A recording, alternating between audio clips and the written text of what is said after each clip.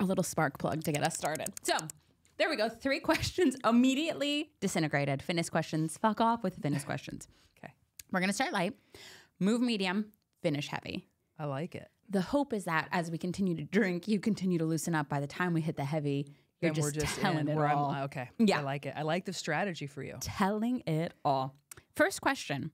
We're just going to get right into it, okay? Give the people what they want. If you had to fight one person in the octagon, who would it be? Does that just mean like in a ring? I think maybe it's Squid Games. Oh. I mean, I guess initially you'd think about somebody you could beat, but that wouldn't be fun. So then you got to think about somebody who would like totally give you a run for their money. Maybe like Nene from The Real Housewives of Atlanta. Oh my gosh.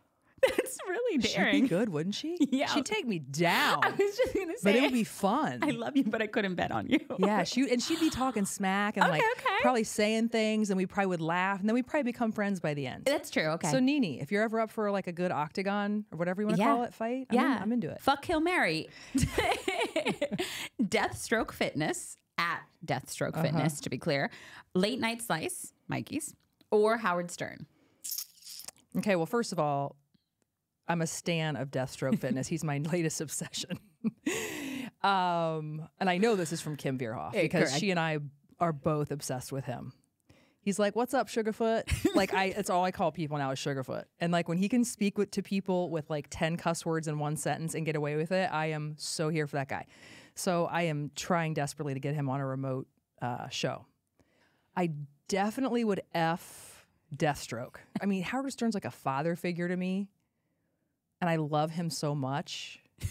He and I have a really close relationship in here. But my God, is he a high maintenance, neurotic diva? Howard Stern he would be like to be married to him. And he says it like he's just, I mean, I couldn't be married to him because I'd kill him. Aww. Then I'd have to call in a card to have somebody help me bury the body. It would just get ugly. So you're just going to go straight to killing him. But then Mikey, as much as I love Mikey, he would be like an ADD situation to be married to. You know what? Howard's going to probably die sooner. So I'll just marry Howard. Okay. And then I have to kill Mikey though? I mean, you know. Mikey, I love you. I really do. You've got to make some tough decisions. I don't want to kill you. That was a really tough call. Guilty pleasure that you consistently look forward to. Examples. This person is very thorough. Trash TV. LOL. Absolutely. So Vanderpump Rules, The Real Housewives.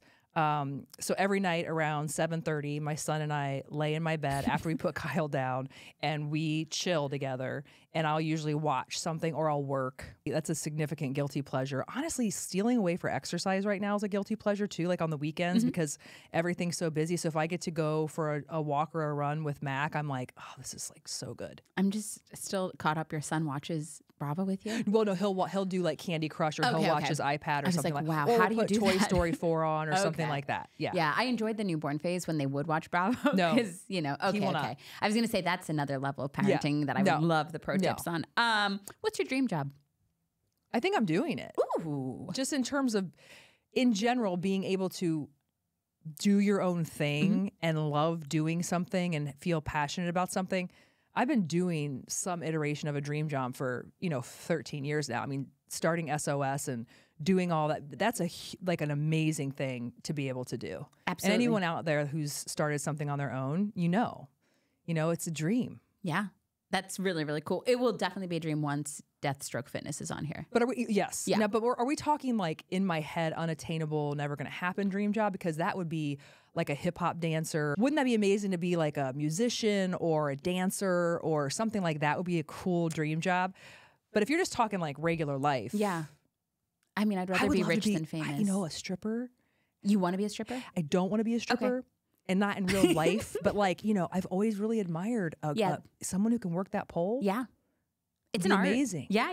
Yeah. I never had a lot of body strength. I never had the body for it, but somewhere in there, could I, work the pole? Yeah. Okay. Something you could do if you didn't get in trouble. It kind of all comes togetger. We just took that answer to all the different corners. This is really thorough and dynamic. Okay, next. What hobbies or things you do in your free time that you enjoy, not fitness related? We talked about Bravo. Is there anything you like doing with the fam or your friends? I hate to admit this. I work. And I love to work. Cool. And I saw something recently, and I can't remember who it was. It might have been Cody Sanchez. She's one of my favorite people that I follow on Instagram. I don't know if it was her or not, but somebody was saying, like, when people are like, oh, you work too much or you work whatever. Like, if you really enjoy doing the work you're doing, it's okay to work all the time. That's what I really want to do. If I'm not with my family, I like to go out to dinner with friends. I really enjoy that, but I like working. And what are you doing when you're working? So, for example, when I go to bed with Dane and I'm watching TV, so I am either reaching out to people who I want to have on the show, or I'm working on some kind of creative thing. I'm always in the throes of something. Cool. So it depends on the time. And you edit your own podcast? Right now I do, but I'm getting help now. Cool. Which is really exciting. Cool. I'm actually training a couple people because I need it done a certain type of way. Yep. And then for these other shows that we're doing, it needs to be done a certain type of way. But do a lot of people know about the other things you're doing? No. Do you want to tell them? Because I barely know about them. But you're doing them. Yeah. But I mean, I think there's a lot to editing. Yep. And it can be very lazy, especially when you're not invested in what you're editing. So I just have my own way of doing it. So I'm just kind of training some people. So I'm not spending a ton of time editing, but yet the stage is set for how you want it to go down. Absolutely. That's awesome. Now we're getting into medium, just so you know. We're like starting to pick up the pace a little bit. So those questions were cute, but now we're going to get into it. How did you navigate the fear of starting something new when everyone has this perception of I'm too old to do that or I've never done that before? I've always been pretty bullish. Everybody's scared. Everybody has fear. It's nature's design. But it's never, I have a very confident core. I believe in myself. And I think always, when I want to look back and be like, why didn't I do that? And I always say, why not me? So we look at other people in this light where it's like, oh, everybody's so lovely. And because you're looking at them from 10,000 feet. You're looking like an airplane, right? Everything looks so beautiful down there because you don't see the warts and the moles and the struggle. But we're all in the midst of the warts, the moles, and the struggle, right? So why not me? But you're the only person that's going to do it for you. And if you can't be that person for yourself, you've got to take a look in the mirror and be like, why? Why? So there's this little exercise while we're here. Let's just take a little part. I did a speech or a talk, whatever, at this girls' school. And they were all juniors and seniors. And so I opened it up with a visualization tool that helps me. And I do this sometimes. I'll just literally think about this. So speaking of being in the octagon fighting. Yep. So put yourself in the octagon and you're fighting. Okay? Whatever it is. Whatever that thing is for you. Whether it's lacrosse, boxing, you're in the fight of your life. You're grinding and it's all on the line, heart pounding. This is it for you. Okay? You there? Okay. So then you look over in the stands in your section. Who's there? Who's there? Do you see them? Yeah, of course. Okay. Are you one of the faces? It's so crazy, not at all. So that's the thing. So no matter how much I love and respect my family, my friends, my mentors, and I do, if you're not that first face that's standing up like, yeah. Why? Because we're conditioned to care so much about what everybody else thinks and feels that we lose what we even think and feel. And guess what? The 2 feet that walk out the door with you every day are yours. I don't care how much you love a parent or how much they love you or a child. You're the only person walking in this vessel. So that to me just seems so wonky when, does it matter what other people think and feel? The people that you care about, yes. Yeah, that's interesting. I'm going to caveat. Yep. Does not matter what everyone thinks. Probably the people in the stands. The people who have earned. Yep. The people at your table, they do. It matters. And the people that you have a ripple effect on, yeah, it matters. But we just are conditioned to like, And if you hear me talk, oh, she's so cocky, or she's so that's arrogant. And I'm a woman? Oh, shit, here we go. No, it's like I'm here for a short time on the earth, and I'm walking in this person. Get it right. You know what I mean? Yeah. Like, that's what you have to do. You have to, it's not arrogance. It's not cocky. It's just believing in yourself and the impact and who you are as a person. I don't think it's that crazy. But where do you think that came from in you? Like, how did you become that person? So I will say I have a Wandel gene. Okay. So the Wandel is my dad's side, and then the Newtons are my mom's side. Okay. So, and of course I genetically both of them. But the way that I walk through the world is very Wandel. Interesting. I feel like even the way my aches and pains, or when I look at the back of my dad and he's walking, I'm like, oh, that's the ass I never had. Like when they were making glutes, they forgot. Like, and he's like always lifting his shit up, right? Brady, my husband, will literally look at me out of nowhere and go, you literally just looked like your dad, to the point where I think it freaks him out. I very much have a Wandel something inside of me. Okay. Part of what that is there's a march to your own drum, and it's very intuitive. My dad has it. My sister Caitlin has it, and I really have it too. I think that the others probably have an iteration of it, but where you can really see it, Yep. I've always been like not a contrarian, but always just kind of been like, huh, like, if I meet someone, or if they're like, I'm like, well, how have you earned the right to kind of like, I want to check your resume. Interesting. As opposed to, People pleasing. well, oh God, there's so much there. But what I'm saying about that is, instead of just defaulting to I'm less than, I kind of stand up for myself as a reflex and go, I'm here, y'all. Like, what do you got to offer? Then you're kind of like sniffing around, and then, the mutual respect and all that. But I have it genetically, and I know that because at a very young age, some of the decisions I made, some of the ways that I walked through the world, even in high school, I look back on, I just have always been that way. Yep. But then also it's a muscle you have to build. Why do I want to walk around second guessing myself all the time and worrying about other people that don't give a shit about me? What did your dad or mom do as you were growing up that instilled that in you? I mean, obviously some of it I'm sure is you mirroring things that you saw your dad doing, but then also are you doing those things with Dane and Kyle eventually and all that when you're now a parent? I think it's just a thing. It's just a way. My dad's a force of nature. Yeah. He's a force of nature in so many different ways. I don't know what my life would look like without him in it. Like, he just is this person who, without saying anything and just watching him walk through his world, it's like, oh my God, I can do that. I can do that. And I think that as a mom, it's like you can say so much to people, but they just watch. And so I, just kind of watching the observation side of things and just seeing how your dad functions. Yeah. Cool that it translated to girls though. Oh yeah.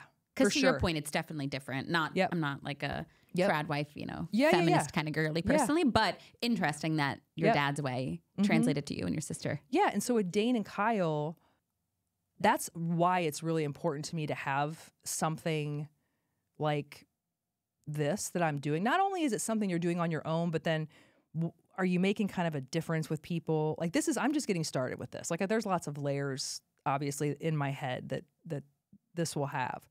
But I want Dane and Kyle to be proud, and I want them to look at this and go, I can do anything I want. That would be my biggest gift that I could give them, is confidence and that belief in who they are. Well, that is the perfect segue. What's the best parenting advice you have ever been given? I mean, there's a lot of really good parenting advice, but I think what I see for myself is not having them until I was older. Just taking those little moments of frustration where you're just ready to pull your hair out and really pulling back and saying, when I'm 80 years old and I would give anything, as hairy as this moment is, and as much as I am tested in this moment, it is so fleeting. And you're going to want it back so bad. Being older and already feeling those things, I get it really, really hard. And so I just think, you know, and like they say, there's gifts with everything. Like you try so hard to have kids. Yeah. Would you have wanted to have them younger? Of course, more time. Are you kidding me? But there are gifts that come and have come with having these babies. When you did. Mm-hmm. Did you always imagine yourself as a mom? I did. Okay. But I always imagined myself in business. And I actually need, so I will, for this episode, I will pull out this photo that I have of myself, and it's in my home office, and it's like sits right next to me. It's like a guide. You know, you look at it and you're like, just remember. I was probably 5 or 6, and it was Christmas time, and there's this Christmas tree right behind me, and I am sitting in a desk that I'd asked for. I wanted a desk and a phone with fake papers, and I was literally having a work day in front of the Christmas tree. And that's just me. I mean, even when I was in, I was like 4th or 5th grade, and I had 2 stepsisters. Well, 3, but 2 that I played with. And we had this extra spare room in our house. And we had all these papers from my stepdad owned a grocery store. And for some reason, he had all these like different colored papers. And so I wanted 3 desks so that the 2 stepsisters worked for me. And then I had a desk in the corner. I was never more happy and more safe. I remember feeling like when I was in that corner, like desk, pretending to work. Your corner office? Yes. In the spare bedroom in the 5th grade, I felt something that was so warm and safe. It was like I was meant to be there. You're born to lead. That's cool. Though. Where was that in the timeline of your dad's success and all of that? Oh gosh. I mean, that was way when I was really young. I was doing that in like the 4th and 5th grade. And your dad So my fell into dad, his role when? He probably at that point was still grinding it out, like so at Johnson Controls, but was in like probably a mid-management level. Okay, so it wasn't that he had already no. It had interesting. No, it was just in me. It was just the way that I'm built. Interesting. Isn't that weird? And I'm curious too, especially like obviously predating, you know, the internet virality and TikTok and all these things that now like 10-year-olds are telling me they need hyaluronic acid for underneath their eyes. So like, where were you getting those influences or those ideas? It was just inside your soul. And I remember having fake businesses. So there was like a jewelry business, and we would put this blanket outside, and I would like have this little jewelry bead business. I mean, I've always been entrepreneurial. That's always what I remember doing, is playing business. Ever since I've been 5 years old. It's very weird. No, it's really cool. But different, you know? Like what, like I didn't want a doll. I wanted like a fake phone.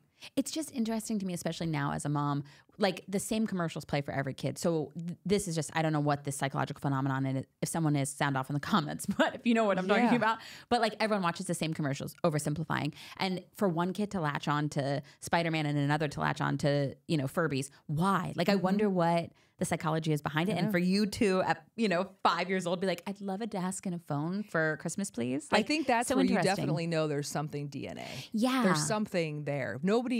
No one influenced me to do, I mean, even my dad's success, like that was, when I was 5 years old, he was in the grind. Like he was young. So it was just always in me. That's so crazy. So what are you translating to parenting advice? Or like advice that you've been given that has really influenced how you parent? Well, so what I said in the beginning was basically like, let those hard moments, like pull your fulcrum back and try to look bigger picture in those times where you're triggered. And it's really hard and it sounds so hokey, but damn, it really does like go like that. And I don't really know, like for me to give parenting advice when my kids are like 7 months old and 5, I am so worried. I'm so worried myself to not mess up and to do things, so I really don't feel like I'm in the position to give advice on it, but I'll take all the advice I can get. Yeah. The screen time, the social media pressures, they have so much. Yeah. The entitlement. There's so many things like that I worry, that their mental health. Yeah. So I'll flip that one. I'll take all the advice I can get because But you can, you have a 5-year-old, you have a 7-month-old, you can speak to those things. But to your point, like I understand you can't give advice on raising a teenager. I think that's fair. It's crazy. Yeah, definitely. Juicy option. Have you ever had a guest come on your podcast that you regret and you have to say a name? I mean, I couldn't name a name. Her name's Sammy. Her name is Sami Moeller. Okay, that's good. She's a real dud. No, I did have one. You don't want to say it. Enjoy that. On to the next one. On to the next one now that you're a little toastier. Pivotal aha moment that you had when you had the courageous jump from corporate life to entrepreneurship. Pivotal aha moment. Like at what point you were like... Yeah, I remember. So I was actually, it's funny because when I was where I was at AT&T at the time, sales director, and my VP was leaving, and I was kind of apprenticing her. So there was a really good chance I could have gotten her job. And if you would have asked me that 2 years before, like, oh, you're going to be the VP of the sales center. I mean, I would have been like, that's my life's goal. Oh my God. And then when I started working with Gretchen, my entrepreneurial flair, that I've always had inside, and my love for fitness kind of all came up. But I'm not going to, I hear people say this and about, making this courageous jump. I mean, it wasn't I was in a financial position that it wasn't like I jumped out of a 22-foot building. Okay. I probably jumped more out of like a 2-story house with a trampoline. You like tumbled out. I'm not going to pretend like, cool. I was scraping for pennies. That being said, what was more scary for me than the financial repercussions was that corporate America climb that I was so naturally inclined for and was so much a part of who I was. So taking that identity and like throwing that I had worked so hard for and thought that I had wanted more than anything in the world. So taking that identity and being like, Fing, I'm going to go open a fitness studio on Delashma in a garage. Whoa. Was it ego like, I'm leaving this like high-powered corporate job that I have that I've worked for to go open a studio in a garage? Maybe. I mean, I don't know. I don't know how to define it. If it was, for me, I guess it felt more like identity, but maybe it was ego. Maybe it's like, oh, wow, like I have this. Well, also financial freedom too. Yep. So like I was always making 6 figures. Ever since I graduated, for the first year out of college, I made 6 figures. I was making so much money at the time for me because I got into the IT sales space. Okay. And so it was important for me to always be making my own money. Yep. And I always had that financial feeling of independence. I didn't have to depend. So leaving that salary with the 401k and all of health that, insurance, all of that was a huge, like, oh my God, regardless, that's a big deal. So then all of a sudden what? Like this thing fails, you're 2 years behind, and now what are you going to do? So I think it was more that, what I thought my life was going to be, and then all of a sudden it was like, I'm just going to do this. So I'm curious too, with a sales mindset of that, like the highs and the lows, you have to be a certain type of brain. You have to be wired a certain type of way. I am convinced. Okay. You guys are masochists. You love like the highs, the lows, that chase. And knowing that's like the way that your brain works and processes. Did you ever, going into starting your own business, think like, what if nobody shows up? Or then like, what were those moments like when you were, abundance and scarcity? I think, I know that we had those moments, but I think they were few and far between. That's cool. Because we were doing this system of strength for the right reasons. We loved it. Everything about it.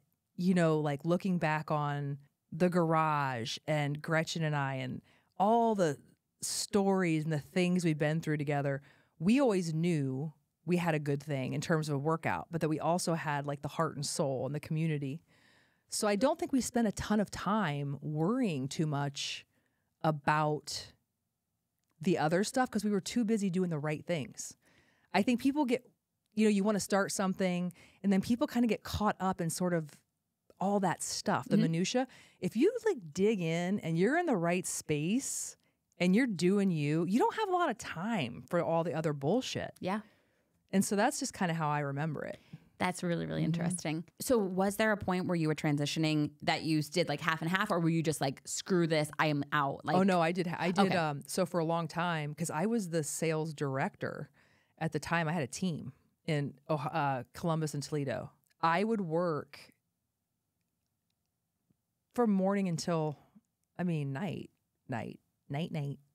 So I would do SOS, like from 3 to whenever. Wow. But I didn't have kids. Yeah. So and that was also something where it's like, okay, if this kid thing isn't going to work out, thank God I've always been into business, because I wasn't going to, it's like, well, wait, what am I going to do now? Well, it's like, I can always do this. And I could do that with kids like I am today. But that, when you are someone like me, though, that doesn't have any distractions, look the fuck out. You're unstoppable. Well, it became a detriment, because then other things suffer. Interesting. Where were you in a relationship perspective at that time in your life? We were married. Oh. Yeah, we were married. I've been married for a long time, 18 years, something like that. Wow, what a great transition for the next question. How have you navigated through difficult times in your marriage, and have you ever had to deal with trust being broken? If so, how did you do that? Okay, so the marriage question. I'm very open about my marriage, and I would be... You're not in an open marriage. I'm not in an open marriage, but call me. You never know. Deathstroke fitness. Shit, you never know what's going to happen. I'm very open if it was just me. Yeah. There would be a lot of questions that I would answer. Yep. Obviously, there's another person involved. I don't think he's as excited about that. Yep. What I will say is that he and I went through some very hard times together. Very rough. Picture this. You get married. It's all this pomp and circumstance, dress, wedding, honeymoon in Hawaii. You're like, it's a fucking fairy tale. And then 3 months later, boom, you're holding your baby that's not on earth anymore. And then you struggle for how long, right? So infertility alone turns your shit upside down. I can't even imagine. Anyone listening who gets it. They're like, oh my God. It takes everything that is supposed to be what marriage is, the natural things, it takes it and just, out the window. It becomes very scientific, very planned, contentious because you handle things a different way. So he and I were dealt a very hard, challenging card. But even before that, so backing up, I think the way that maybe he grew up and how I grew up, we're all modeled a certain way. So what you see growing up as a relationship and what he might see, you try to bring those two things together. It is hard. Very hard. And I don't care whether you're in a family where your parents were together or divorced or whatever. It is very challenging to bring two human beings together with all of their backgrounds and preconceived notions and egos and how my family does it or how your family or lack thereof. So you have that just regular marital stuff to balance. Then you layer on infertility. And our infertility journey was so long. It was years of trying, cracking the code. It was unbelievable. Like, I look back on the tenacity and the relentless pursuit, and I'm like, holy shit. So we hit a breaking point when Dane was born for several reasons, and we separated for a year. He was not living in the house. And I seriously, like, sitting here to this day, sometimes I'm like, how did we figure it out? By the grace of God, he made some changes that were very significant. I made some changes, rounding off my edges. I see how I was. You have to see how you are. And it's really hard to do because we all feel like we're great. And there were lots of things I did with him that weren't great. So, yes, we have had marital challenges. I also hesitate to give marriage advice because I'm not sitting here like, I'm on the top of the mountain with the flag. Oh, yeah. At all. I visualize it this way. We're all on this big, steep mountain. Think like real steep, lots of rocks, real dangerous. We're all there in life. And some of us right now are literally hanging on to the side of the cliff by a finger. And some of us are at a break in the road and we're like looking around at the beautiful view, right? But we're all on that mountain. And so like right now, Brady and I we are at a break and we're enjoying the view. That's awesome. And I'm like, he'll look at me and I'm like, can you believe we're here? I'm like, no, I'm proud of us. And you look at the kids, you're like, how is this possible that we're here? But, and I hate this, and Darcy and I have talked about this, Darcy Wyan, you know, when things are good like that, you're like, oh man. Waiting for the other shoe to drop. You know, you not necessarily in a way of, oh my God, something catastrophic is going to happen. But no matter what, all good things come to an end. And so I am just right now in this moment enjoying what we've built together, albeit messy as fuck. We did it. It's, you know, literally so fucking awesome. Yeah. You deserve to be proud. Yeah. That's really, really cool. The timing is interesting. That happened right after Dane, that you guys separated, after you finally got what you wanted all that time. You know, it really is. It really is. But I think having a child is that another challenge. Having a child after you tried so hard and for so long and you're set in your ways. I mean, there were so many elements, I think, that played into that implosion. But you know what? And the reason why I want to talk about this story isn't to talk about my story. It's because I know there are people out there right now who are probably thinking they're too far gone. We've done too much, or as long as you love the other person and you are willing to work hard and you're willing to see yourself from their perspective, anything's possible. You know, so if I can help somebody out there who's going through this, I'll put this shit out there. And then the other people that want to take it, you know, for their little, you know, juicy gossip, they can sit with their tea, get your cream, your sugar out, baby. You know, I'm fine with that too. But I say these things because I sift through all of that. Yeah. And I find that person who's like that literally helped me beyond measure. And to realize it's not too far gone. Yes. Yeah. Yes. And to realize like whatever you're going through, as long as you know, again, put the work in and you want it. It's so interesting what's normalized and what's not, as far as like what people talk about. And now, and also as the layers of your life increase, no different. Earlier, we were like, you can only give parenting advice up to 5 years old. You know, same. I can only give parenting advice to 2.5 and for 2 kids. I can't speak to what it's like to have 3. I can't speak to what it's like to have a 13-year-old, whatever. I have learned too that what I once understood on a principle level, I now understand on a personal level. So when I looked back, and there was women that I apologized to for my career once I became a mom, I was like, I am so sorry. Like, I owe you the biggest apology because I did not realize how hard this is, or I didn't realize what an adjustment this is, or that when you said and you were trying to set a boundary, it wasn't because you were lazy. It was because you love your child, you know, and you love your family.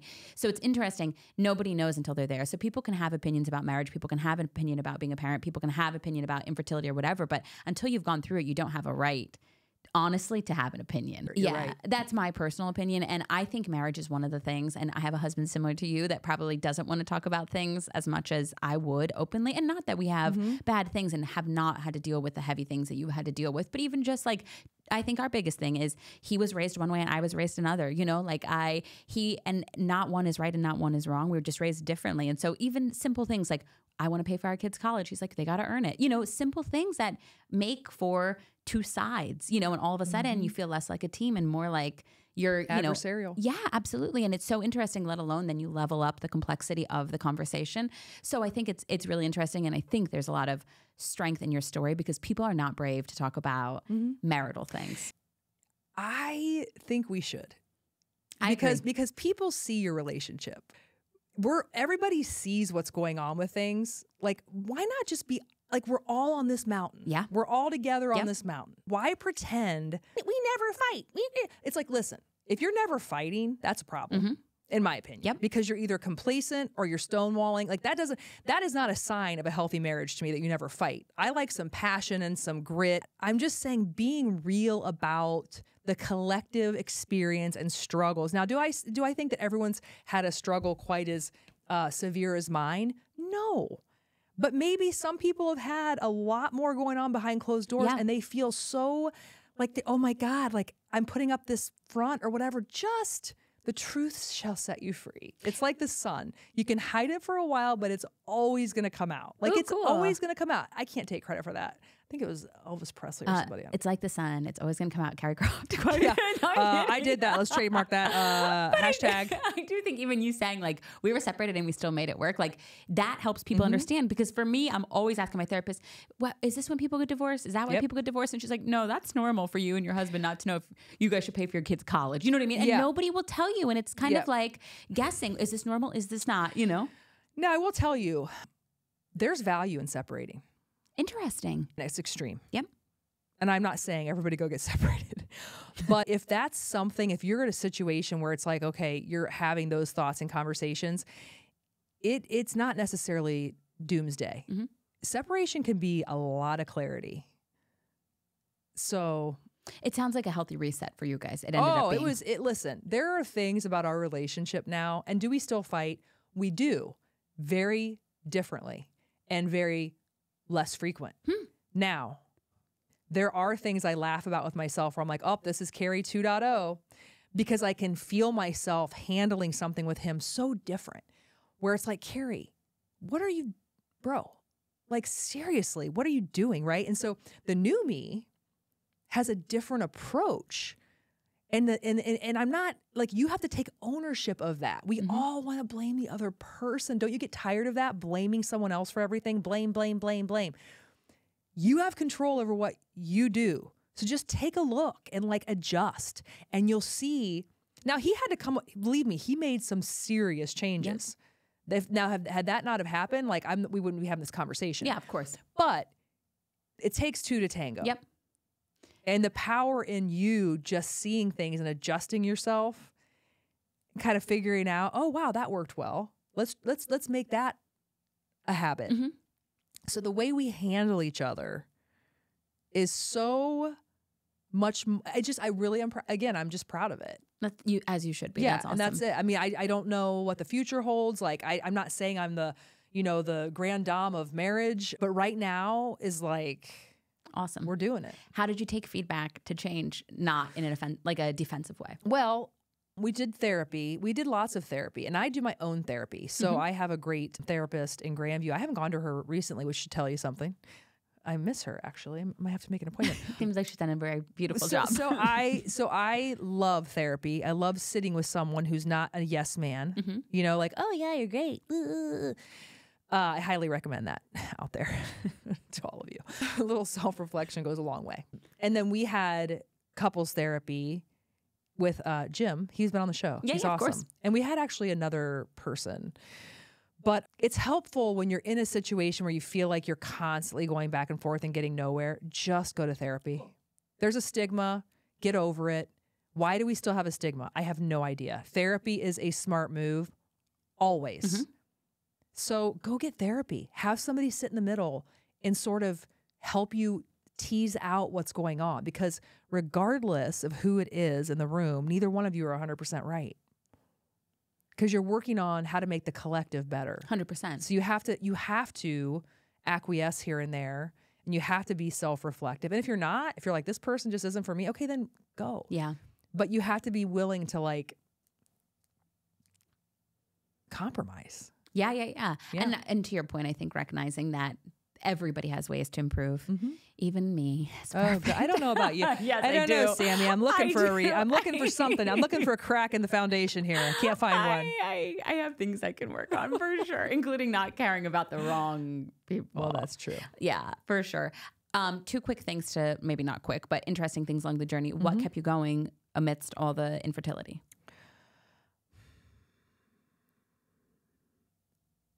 I'm relentless. To a fault. Interesting. To a fault. How do you have the courage to do and say what you want, even if you know you're going to get negative feedback? I really want to know how she has such thick skin and doesn't let the things that matter the most fall at the mercy of the things that matter the least. It's a really good question. You know, I don't really have as thick of skin as I think somebody would like look at me and think I have thick skin. I'm actually shocked just even listening right now. Do you say that? Well, so I thought a lot about this question because you have said it to me a couple of times, and I know I that I wrote this question. Okay. Wow, put me on blast.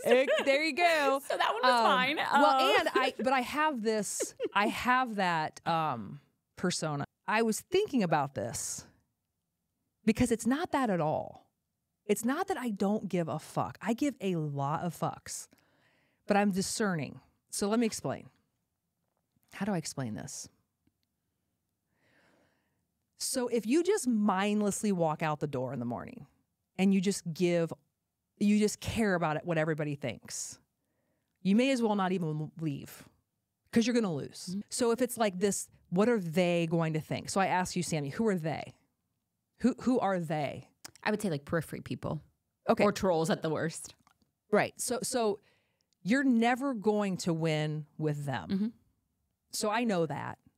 Like anytime I walk into a room, you will have people who think I'm great and love me, people who are like, who the fuck is this cocky bitch? And people who are indifferent because they're doing their own thing. So you have to remember that. Like, you're not for everyone. Everyone's not for you. But how are you okay with that? How do you learn to be okay with that? Because how do you function if you're not? With high anxiety. Well, that's the thing. Let's go back to what I said before about kind of chest to chesting someone to say, what's your resume? So my time on this earth is limited. Like, time is the most valuable currency we have. Not money, not things, not nink. Mm-hmm. It's time. So I'm going to give up time on whom again? They? Okay. Makes no sense. Now, what I will tell you is, going back to the ring, mm-hmm. or maybe it's a table, whatever it is in your head, the people who sit close to your heart, that have a seat and an invitation in your heart and at your table, of course I care. Mm-hmm. My God, I probably spend more time caring, beating myself up, self-reflection. What should I have done? What should I have said? How did I affect them? That's where I say that I don't have thick skin. Because if you're just mindlessly walking through a door and you're like, I don't give a fuck, I think that person underneath it all is very insecure and probably very wounded, has built a very big moat around themselves mm-hmm. emotionally. Mm-hmm. And it's kind of reckless to me.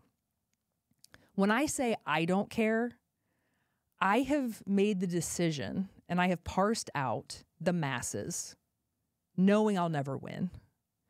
And then I look at those people who really matter and I do my best to have good intent, to help improve the atmosphere and to be a good whatever it is to them. Is it a spouse? Is it a sibling? Is it a friend? Am I always going to win and do that great? No. And you keep trying again. Mm-hmm. So I'm just very selective about where I choose to put that energy, because if you're not, man, what a miss. And I'm not saying, listen to me say that and all of a sudden, oh, great. But it's a muscle. That you have to practice, that idea. That you have to practice. Like, what do we do every single day? We look at ourselves in the mirror, we work out and go, oh, my tricep looks good, or my bicep is this, or these are muscles you can't see. Mm-hmm. But that you have to build to say, like, am I seriously going to walk around caring what all these people think? Why? You're never going to win. And the more successful, here, this just in, Sami. Yeah, tell me. The more successful you become, which you are a rising star. Love you. You there's no limit to where you're going. You're one of those special human beings. There's no limit to where you're going. Really love this. You're going to have more people who don't like that. Yeah. So you have to always remember, like, you know your intent. You know what you're putting out. You're confident with the person that you are, and you're checking yourself. That to me takes priority over all the theys. I love that. Because what the fuck are they doing? They're just sitting there talking. They're just talking. And a lot of people are looking for something to talk about to deflect from really what they have going on in their own life. I mean, it's true. You hear it all the time, but it's very, very true. No, actually, that was a hot take. And that is true, the more I think about that. Yeah, so you remember that. Remember that I'd rather have a bunch of people talking about me and be doing what I'm doing than succumb to this weird internal pressure or fear of what they think. This is all fascinating. And this, I mean, you're so fucking interesting. This was exactly why this whole thing started to begin with, because I had these questions for you as a mentor. I think my weakness, one of my weaknesses, is your strength. And I am definitely more sensitive, I would say, probably even more than people realize, to what people think. And I'm a people pleaser, all those things.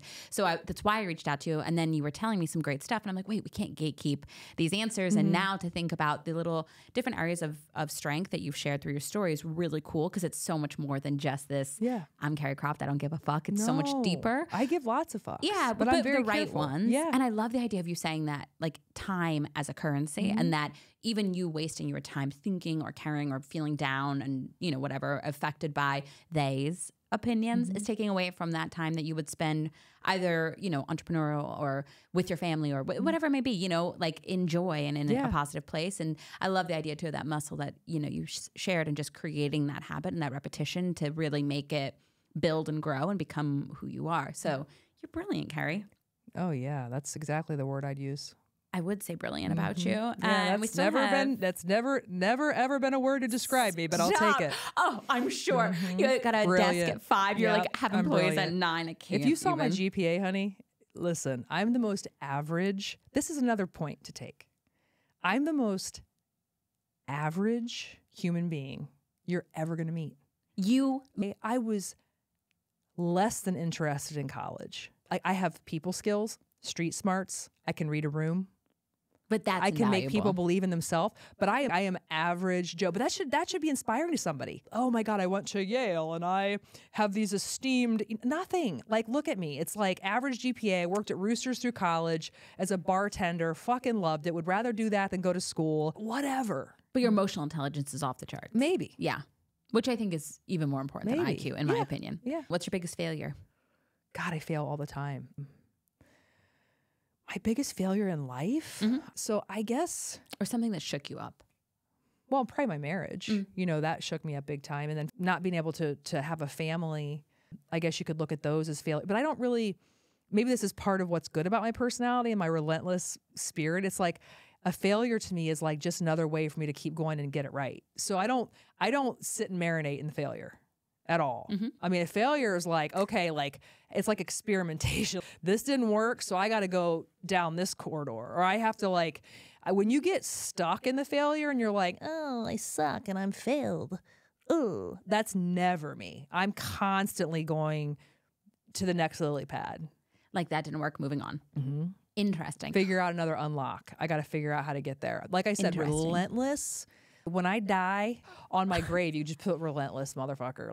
And again, like anything, can be a negative if you don't know how to taper it. Understand. But it sounds like you've worked on that. Yeah. Yeah. For sure. What would you tell, let's think about 2 different people, 2 women or 2 couples. Yeah. One person who's like, we have done this infertility thing for too long. I have to let this dream go. And then somebody who's like, I'm not ready to let it go. Let's start with the person who's like, I've got to let this dream go. I think only you know when it's time to let go. So for some people, it may be time to let go. If you've been trying and trying to no avail and you don't want to go other routes, like let's say you're someone who has struggled to have a child and you can't have your own child. If you're not willing to look at other options, whether it's adoption, sperm donor, egg donor, any of those things, maybe it is time. I don't know. But you have to decide that. If you're miserable and you're like, this is the only way to go or I'm done. Because, you know, sometimes it is time to let go. And when I say that I'm relentless to a fault, that's what I'm saying is like, for me, in my life, it's more you have to know when to let go. Interesting. Because I can sure hold on. So for that person, you just have to go with your gut. And if it's time to let go, you'll know. But if you still feel something inside of you, and now we're switching to person 2, what would you tell that person? I would say there are other things you can do.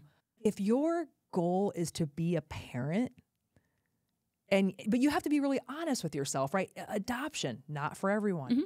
Egg, sperm donation, not for everyone. Surrogate, not for everyone. But those are sometimes switches that don't even come on until somebody sparks something in you or there's a reason, because it's just not what you normally think about. Yep. So if you are someone who just wants to be a parent and you just really haven't turned that switch on yet, there are so many options for you out there. And those are big options. You have to sit with those options. I would never say jump into anything. And I understand where people are with it when they really want a baby. Like you just want a baby and all of your friends are having babies and they're decorating nurseries and they're thinking of names and they're picking out baby clothes. I mean, it's just a very incredible time for anybody. And so you sometimes can get blinded when you're not able to do that easily. You're trying to kind of push something through the hole. Adopting a child is like a really big deal. And it's an incredible process and like just unbelievable. But it's a big deal to make that decision. You know, getting an egg donor, getting a sperm donor, getting a surrogate. These are all things that take a lot of soul searching and time to process. Yep. So while I will say, back to your question, go down every avenue, sit in those avenues and because those are children. Like those are people. Like right now it's like this wish for you and this dream and this thing that you want really bad, but they are people that are going to grow up and be adults in the world. So just be very, very careful in those decision-making processes. Okay, 2 questions left. I'm trying to decide which ones. We got a lot of questions. I knew that people wanted to know. Okay, here's a good one. For a lot of people, going through a hard time hardens them, but it seems like for you, going through hard times softened you. Why do you think that was? And did you make any conscious choices along the way that shaped the outcome of your experience? Oh, God, absolutely. Absolutely, I did. I mean, that first really big blow about, 3 to 4 months after we were married, I got pregnant. And then we went to go find out the gender. And that's when we saw that the baby had no cerebellum. So she was missing a very big part of her brain. So there's kind of like life before Angel. Like when we had that situation, it's like you're just like walking through life kind of dumb and like, oh, and then this happens and you're like, whoa, like this is like the human experience can get very, very, very painful. But I think whether it was Angel and then we went through the separation, then we had the stillborn with Hope, and then Jade, the 2 weeks in the hospital with her, and then she lived 16 days. That was like mind-blowingly raw and just you just can't even imagine. But I think through each of those, I just remember like this isn't going to take me down. Like there's a lesson here. And again, the relentless spirit, right? So, and I've told this kind of story before, but the most recent thing with Jade, there were so many moments where I was like, oh yeah, I'm just going to lay here. I'm going to lay here and I'm just going to keep laying. And it's real. This room is cozy and dark and nobody misses me anyway. And I'm just going to stay here, And I remember Brady coming upstairs. This is probably like the day after she passed away. He's like, let's go for a walk. And I'm like, he's on to me. So, and a walk for me, because I had an emergency C-section. So just to, paint that picture, lovely.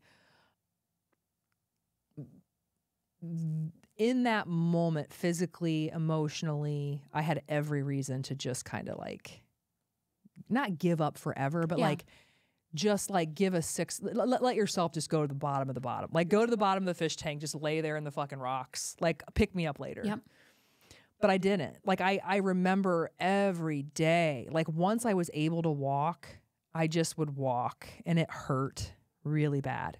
More than I probably like literally and figuratively. Really, really bad. Yeah. I mean, I think that my emotional pain was sort of like in my body too, where the pain that I felt in my body, it was really interesting. So I would walk a block and then 2 and then 3. And I finally got to the cornfield over by the Ohio Stadium. And I just remember like lovingly whispering to myself, not in a beat me up kind of way, but in a very kind, loving way, like keep moving, Keri, you can do it. You got this. Going back to the beginning of this conversation around who are you, when you look over in the stands, who's there? Yeah. So I was cheering myself on very quietly. And I'm like, if you can make it, like, so I'm on this path and there's like a crack up the way. And I was like, if you can make it to that crack, we're good. Mm-hmm. And so I made it to the crack and I walked back and I almost called my husband because that's how much pain I was in. It's a walk. I almost called him because I hurt so bad. It was like my body was like so heavy. And I finally made it home. And I just kind of took that every single day. But it's like when you hear that, I had really bad moments, really hard moments. I still have moments, you know, cry, kick, scream, take a day. It's okay to lay there for a day, but damn, don't lay there indefinitely. You have to keep moving. You have to. And I mean, you don't have to, but like, what are the other options? What are the other options, right? And so for me, you choose your hard. You taught me that. Yeah, you choose your hard. But then also what really kicks me into gear is like, she can't, you know, Angel can't, Hope can't, Jade can't.